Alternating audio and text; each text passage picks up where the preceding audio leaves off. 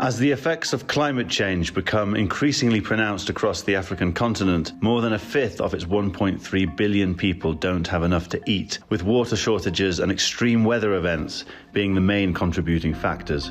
Somalia, though, is at the epicenter of this deepening climate and hunger crisis that is gripping most severely the East Africa region. Bloomberg traveled to Galkayo in central Somalia last month, where the impact of the worst drought to impact the country in 4 decades was laid bare. Vast tracts of countryside were transformed into barren wasteland, crops had been decimated, and children were dying of starvation.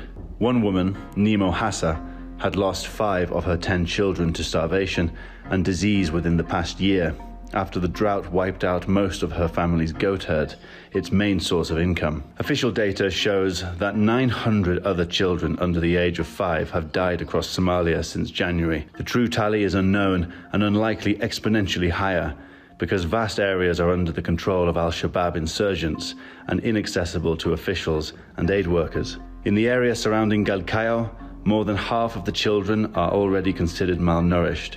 Countrywide, more than 350,000 Somalian children have been treated for the condition this year.